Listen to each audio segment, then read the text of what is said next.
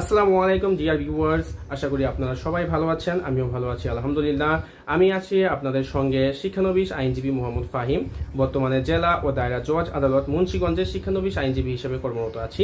আজকে খুবই গুরুত্বপূর্ণ একটি বিষয় নিয়ে আপনাদের সঙ্গে আলোচনা করব। সেই বিষয়টি হচ্ছে একজন তালাকপ্রাপ্ত স্ত্রীর কি কি অধিকার রয়েছে, কি কি হক রয়েছে। অর্থাৎ যখন কিনা একজন স্ত্রী তার স্বামীর মাধ্যমে তালাকপ্রাপ্ত হয় অথবা স্ত্রী তার স্বামীকে তালাক দিয়ে দেয়, যেই ক্ষেত্রেই হোক না কেন এই তালাকপ্রাপ্ত স্ত্রীর কি কি অধিকার রয়েছে।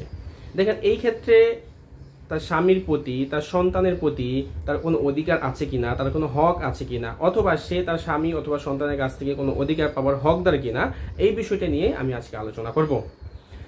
এই ক্ষেত্রে একজন তালাকপ্রাপ্ত স্ত্রীর বেশ কয়েকটি অধিকার রয়েছে।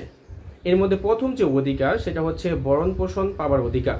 ভরণ পোষণটা কি? ভরণ পোষণটা হচ্ছে বিবাহ বিচ্ছেদের পর একজন স্ত্রীকে 90 দিন অর্থাৎ 3 মাসের একটা ইদ্যৎকালীন সময় পার করতে হয়।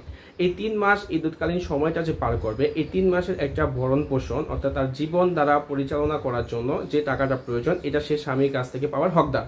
সো এই ক্ষেত্রে অনেকে জিজ্ঞাসা করেন যে আসলে ভাইয়া আমি আমার স্বামীর কাছ থেকে এই 3 মাসের জন্য কত টাকা পাবো বা কত টাকা আমি তার কাছে দাবি করতে পারি।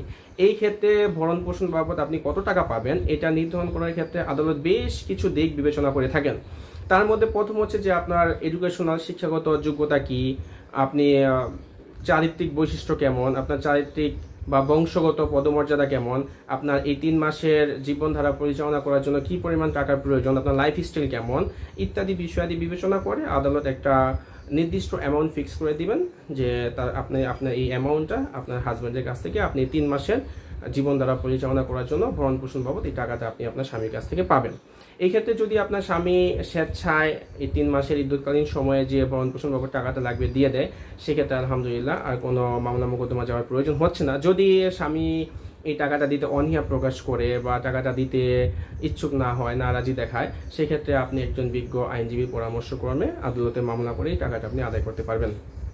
এরপর দ্বিতীয় যে অধিকারটি রয়েছে আপনার, সেটা হচ্ছে বিয়ে করার অধিকার। হ্যাঁ, বিয়ে করার অধিকার। কিন্তু এই ক্ষেত্রে অন্যতম একটি শর্ত হচ্ছে যে আপনি যখন তালাকপ্রাপ্ত হবেন, বিবাহ বিচ্ছেদ হয়ে যাবে আপনার এবং আপনার স্বামীর মধ্যে, এরপরে আপনাকে একটা 3 মাসের একটা ইদ্যৎকালীন সময় পার করতে হবে। এই 3 মাস ইদ্যৎকালীন সময় পার করার পর গিয়ে আপনি বিবাহ করতে পারবেন অন্য কোনো ব্যক্তিকে। কিন্তু এই 3 মাসের মধ্যে আপনি অন্য কোনো ব্যক্তিকে বিবাহ করতে পারবেন না। এই ছিল একজন তালাকপ্রাপ্ত স্ত্রীর দ্বিতীয় অধিকার। এখন আমি আলোচনা করব তৃতীয় অধিকারটি নিয়ে। তৃতীয় অধিকারটি হচ্ছে দেনমোহর পাওয়ার অধিকার। যখন একটা ছেলে মেয়ে বিবাহ বন্ধনে আবদ্ধ হয়, তখন তাদের এই বিবাহ উপলক্ষে একটা দেনমোহর ধার্য করা হয়। আমি ধরে নিলাম উদাহরণ সাপেক্ষে দেনমোহর ধার্য করা হয়েছে 10 লক্ষ টাকা।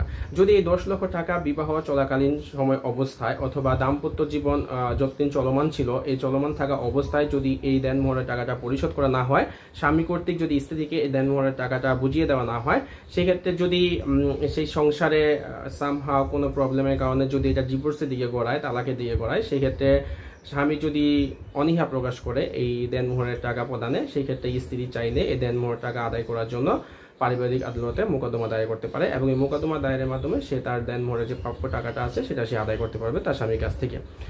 চতুর্থ এবং লাস্ট যে অধিকার বা হকটা রয়েছে সেটা হচ্ছে তাদের যদি কোনো নাবালক সন্তান থেকে থাকে, ছেলে সন্তান হোক অথবা মেয়ে সন্তান হোক, সেই ছেলে সন্তান বা মেয়ে সন্তানের গার্ডিয়ানশিপ অথবা অভিভাবকত্ব পাওয়ার অধিকার সে রাখে।